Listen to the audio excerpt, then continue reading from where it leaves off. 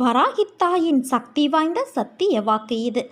என் அன்பு குழந்தையே, நீண்ட நாட்களாக நீ கேட்ட முக்கியமான வேண்டுதல் நிறைவேறும் காலம் வந்துள்ளது. மனதில் உள்ள பாரங்கள் குறைவதை நீயே உணர்வாய். தொலை தூரத்திலிருந்து அழைப்புகள் வரும் குழந்தையே. சிலருக்கு மகிழ்ச்சியான செய்திகளும் சிலருக்கு வாழ்க்கையை மாற்றும் வாய்ப்புகளும் வரும். ஒரு சிலருக்கு என்ன நடந்தாலும் வாழ்க்கை மாறவில்லையே என்ற பயத்தை அவர்கள் கர்ம வினை தருகிறது. ஆனால் வாழ்க்கை ஒரு நொடி பொழுதில் மாறக்கூடியது. கடவுளை நினைத்து கடமையை செய்து வரும்போது கர்ம வினைகள் கரைவது உறுதி. அதை கண்டு அஞ்ச தேவையில்லை. இன்று நீ ஏற்றிய தீபம் போல உன் வாழ்க்கையும் ஒளிரும். எப்பொழுதும் எந்த சூழ்நிலையிலும் எதற்காகவும் வருத்தத்தோடு இருக்காதே. மகிழ்ச்சியாக இருக்க பழகிக்கொள் என்று பலமுறை உனக்கு நான் எடுத்துச் சொல்லிவிட்டேன். ஆனால் நீயோ புரியாமல் குழப்பத்தில் புலம்புகிறாய். நான் ஓயாமல் ஓடிக்கொண்டு இருக்கிறேன். இன்னும் எப்போது எனது துயரங்கள் அகலும்? எப்படி எனது பிள்ளைகளை நான் கரை சேர்ப்பேன்? எனக்கு ஓய்வே இல்லையா? கைப்பிடித்து தூக்கிவிட ஒருவர் கூட இல்லை. தன் கையே தனக்கு உதவி என்று தினமும் ஓடிக்கொண்டு இருக்கிறேன். உடன் பிறந்தவர்கள் ஒதுங்கி விலகி செல்கிறார்கள். உறவுகள் என்னை விட்டு வெகு தூரம் சென்றுவிட்டது. எதற்காக இப்படி நீ புலம்பிக் கொண்டே இருக்கிறாய்? நான் உன்னோடு இருப்பதை மறந்து இப்படி புலம்பிக் கொண்டு இருக்கிறாயே. முதலில் உன்னை முழுவதுமாக நம்பு. அப்போதுதான் அனைத்தும் உன்னை தேடி வரும். நீ எதிர்பார்த்து காத்திருக்கும் அனைத்தையும் வருகிற செவ்வாய்க்கிழமை அன்று நான் உனக்கு வழங்கப் போகிறேன். நீ மகிழ்ச்சியாக இருக்கப் போகிறாய்.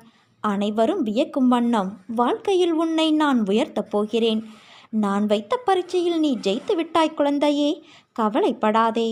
உனக்காகவே உன் அன்னையான நான் இருக்கிறேன். உன் துயரங்களை விரைவில் முழுவதுமாக விளக்கப் போகிறேன்.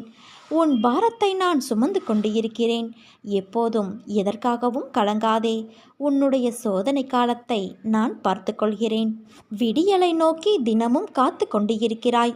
யார் உன்னை வேண்டாம் என்று கூறிவிட்டு போனாலும் எக்காரணத்தை கொண்டும் கோபத்தை வெளிப்படுத்தாதே. உறவுகள் உன்னை விட்டு போகும், வரும். வீணாக குழம்பாதே. எந்தவித பாசமும் நேசமும் இங்கு நிரந்தரமில்லை. உனக்கு யாருமே இல்லை என்ற உணர்வு. அவர்கள் யார்? உன்னை உதறிவிட்டு சென்றவர்கள். உன்னோடு உன் அன்னை நான் இருக்கிறேன். பிறகு எதற்காக நீ கவலைப்பட வேண்டும்? உன் எண்ணங்கள் அனைத்தும் விரைவில் நிறைவேறும். எவ்வளவு தோல்விகளை சந்தித்தாயோ அவை அனைத்தையும் நீ ஜெயிக்கப் போகிறாய். நான் உன் நிழலாக கூடவே வருவேன். அனைவரும் வியக்கும்படி உன் அன்னையான நான் உன்னை நிச்சயம் உயர்த்துவேன். நீ அடிக்கடி ஒன்றை மறந்து போகிறாய்.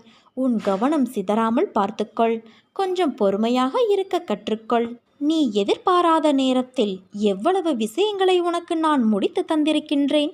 அதே போல கொஞ்சம் பொறுமையாக இரு. இனிமேல் எதற்காகவும் நீ வருத்தப்படக்கூடாது. இது உன் அன்னையின் உத்தரவு.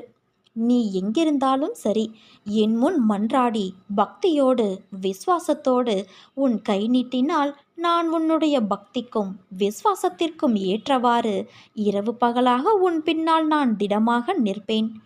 ஒரு நாளும் நீ எடுக்க நினைத்த முயற்சியிலிருந்து விடுபட நினைக்காதே.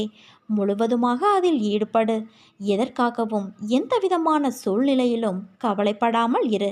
உன்னை இந்த அற்புதமான அழகான உலகத்திற்கு அறிமுகப்படுத்தியவள் நான். உன்னை நிச்சயமாக அனைத்திலும் இருந்து பாதுகாப்பேன். நீ விரும்பியது அத்தனையும் உனக்கு நான் வழங்கப் போகிறேன். நீ எதற்காக காத்திருந்தாயோ அது உன் வாயிற்கதவை தட்டப்போகிறது. விட்டு சென்ற உறவுகள் மீண்டும் உன் அன்பை புரிந்து கொண்டு உன்னை தேடி வரப்போகிறது. உன் வாழ்க்கையே ஒரு போராட்டக்களம். அந்த போராட்டக்களத்திலிருந்து நீ இப்போது மீண்டு வந்திருக்கிறாய். நீ பட்ட வேதனையிலிருந்து விடுபட்டு விட்டாய் குழந்தையே. உன் கர்ம பலன்களை முழுவதுமாக நான் ஏற்றுக்கொண்டேன். இனி நீ உயர மட்டும் போகிறாய். அனைத்திலும் வெற்றி பெற மட்டுமே போகிறாய். அதை உன் அன்னையான நான் நடத்தி காட்டுவேன். நான் இருக்கும்போது நீ நம்பிக்கையோடு இருக்க வேண்டும். என் தங்கமே, வாழ்க்கையில் நடைபோட துணை வேண்டும். ஆனால் அவைகள் உன்னோடு இறுதி வரை வரப்போவது இல்லை. நீ இந்த உலகிற்கு எப்படி வந்தாயோ அதே போலத்தான் அவர்களும். அதனால் ஒருவர் காயப்படுத்தினால் நீ நகர்ந்து விடு. இந்த பிறவி நீ எடுத்த பொக்கிஷம். அதை உன்னை நேசிப்பவருக்கு மத்தியில் பகிர்ந்து கொள். உன் வாழ்க்கையின் நேரங்களை உனக்கு பிடித்தவர்களோடு மட்டுமே செலவிடு. உனக்கு பிடித்தவர்கள் சந்தோஷமாக இருந்தார்கள் என்றால் அவர்களின் அனைத்து விஷயங்களையும் நீ ஏற்றுக்கொண்டு அவர்களிடத்தில் பொறுமையோடு செல்கிறாய் என்பது அர்த்தம். இவற்றை ஆராய்ந்து எப்படி வாழ வேண்டும் என்று சிந்தித்து நட. சில உறவுகள் சந்தோஷம், நிம்மதியை கொடுக்கும். சில உறவுகள் மனவலி, நம்பிக்கை துரோகம் என வாழ்க்கையில் பொக்கிசமான பாடங்களை உனக்கு புகட்டும். எப்படி நேர்ந்து இருக்கும் என புரிந்து கொள். எதற்கும் அஞ்சாதே. உன்னோடும் உன் குடும்பத்தோடும் உன் அன்னையான நான் இருக்கிறேன். அளவு கடந்த சந்தோஷத்திலும் மிகுந்த வேதனையிலும் நீ உன் நிலை மறவாமல் இருக்க வேண்டும். அதுவே உன்னை வாழ்வில் என்றும் நிலைநிறுத்தும். ஒருவர் நம்மீது கொண்ட பொறாமையால் மனதை காயப்படுத்தி சில சொற்களை கூறினாலும், நாம் தவறே செய்யாமல் நம் மீது பழி சொல் கூறினாலும் அவர்களை கோபிக்க கூடாது. அவர்கள் மீது துவேஷம் கூடாது. நாம் பதிலுக்கு அவர்களை காயப்படுத்தக்கூடாது. நம்மை காயப்படுத்துவதால் அவர்கள் தாமாகவே விரும்பி நம்முடைய கர்மாவை தங்கள் கைகளில் ஏந்தி கொண்டு செல்கிறார்கள்.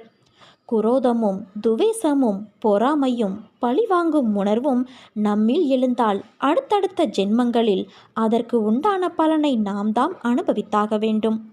நம்மை பற்றி யார் என்ன சொன்னாலும் தண்ணீரை போல இருக்க கற்றுக்கொள்ள வேண்டும்.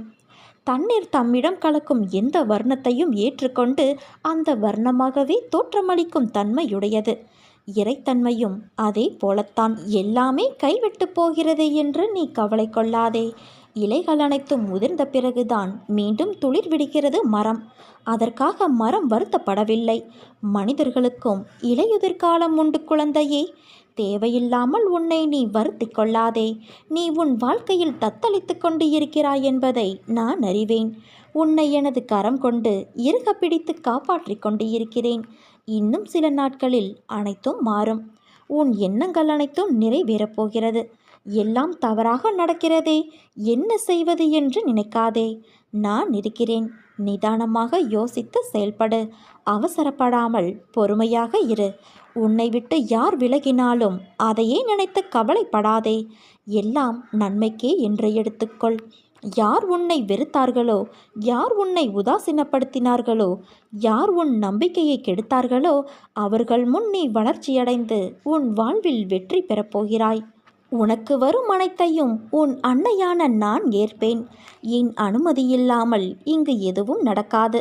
அதனால் உன் மனதை நீ கலங்க வைக்காதே. அனைத்தும் பொடி பொடியாக போகிறது. உன் மனம் தெளிவாகும். இழந்ததை மீண்டும் நீ பெறப்போகிறாய். உனக்கு குறைகள் ஏற்படாமல் நான் பாதுகாப்பேன். உன் வாழ்க்கை வண்ணமயமாக மாறப்போகிறது குழந்தையே. உன்னை ஒவ்வொரு நிமிடமும் நான் கவனித்து கொண்டு இருக்கிறேன். நீ எதற்கும் பயப்படாதே. என்று நீ என்னை தஞ்சமடைந்தாயோ அன்று முதல் இன்று வரை உன்னை நான் பாதுகாத்துதான் வருகின்றேன். சிலர் உனக்கு பின்னால் உன்னை கேலியாக பேசுவதை கேட்டு நீ வருந்துகிறாய். ஆனால் ஒன்றை நன்றாக புரிந்து கொள். உன் தரத்திற்கு வர முடியாத போது, உன்னிடம் இருப்பது போல அவர்களிடம் இல்லாத போது, உன்னை துன்புறுத்தி அது முடியாத போதுதான் அவர்கள் எல்லாம் இப்படி செய்கிறார்கள். இன்னும் உன் வாழ்வில் பல அற்புதங்கள் நடக்கப் போவதையும் பார்க்கத்தான் போகிறார்கள். என் வார்த்தைகள் மீது நீ நம்பிக்கை வை. ஏனென்றால் நீ என் உயிரான குழந்தை. நீதான் எனக்கு உலகம். உன்னை முதுகில் குத்துபவர்களைக் கண்டு நீ வேதனை கொள்ளாதே. போர்க்களத்தில் புறமுதுகை காட்டுபவர்கள் வீரமானவர்கள் அல்ல. அவர்களின் கோழைத்தனம்தான் அவர்களை வீழ்த்தும். யாராக இருந்தாலும் அறம் என்பது ஒன்றுதானே. பல்வேறு முகங்கள் அதற்கு கிடையாது. ஒரே முகம்தான். அந்த முகத்தை நான் உன்னிடம் பார்க்கிறேன். உனது நேர்மை உன்னை வழி நடத்தி செல்லும். உனக்கான அனைத்தும் விரைவில் உனக்கு கிடைக்கும் என் குழந்தையே. நீ நம்பிக்கையோடு இரு. நீ கேள்வி கேட்ட தினத்தின் மறுநாள் உனக்கு தேர்வு கிடைக்கப் போகிறது. இனி பயத்திற்கு இடமே இல்லை என் தங்கமே. பாராட்டுக்கான, கௌரவத்திற்கான நாள் அருகிலேயே உள்ளது. உனக்கு வெற்றி, புகழ், கௌரவம் கிட்டப் போகிறது என் தங்கமே. நானே உன்னை என் கைகளில் தாங்கி செல்கிறேன். உனது எண்ணங்களும் விடாப்பிடியான கருத்துக்களும் உன் கவலைகளும் உன்னை நீயே காப்பாற்றிக் கொள்ளலாம் என்னும் நினைப்பும் தான் உன்னை தடுமாற செய்கிறது. எதை வேண்டினாலும் சரி, என்னை பார்த்து அன்னையே நீங்கள் மனம் வையுங்கள் என ஒருவன் சொன்னால் என்னால் செய்ய முடியாத காரியங்களே கிடையாது. பிறகு அவன் தன் கண்களை மூடிக்கொண்டு நிம்மதியாக உறங்கலாம். என் மீது முழுமையாக நம்பி வேண்டினால் மட்டுமே உனக்கு வேண்டியதையெல்லாம் நிறைய கிடைக்கும். உனக்கு வலிக்கும்போது உனது விருப்பத்திற்கு தக்கவாறு மட்டுமே நான் அதில் ஈடுபட வேண்டுமென நீ நினைக்கின்றாய். என்னை நம்பாமல் உனது தேவைக்கு நான் வளைந்து கொடுக்க வேண்டும் என எண்ணுகிறாய். நோய்வாய்ப்பட்டிருக்கும் போது ஒரு மருத்துவரிடம் தனக்கு வேண்டியவாறு சிகிச்சை அளிக்கும்படி கேட்கும் நோயாளியைப் போல இருக்காதே. அப்படி இல்லாமல் கஷ்டமான நேரங்களில் கூட, அன்னையே, இந்த பிரச்சனையை தந்ததற்காக உன்னை வாழ்த்தி வணங்குகிறேன். நீ விரும்பும் வண்ணம் இதற்கான தேர்வை இந்த துயர் மிகுந்த தற்காலிக வாழ்வில் நீ அளிக்க வேண்டும் என வேண்டுகிறேன். எனக்கு எது நல்லதென உனக்கே தெரியும் என வேண்டு.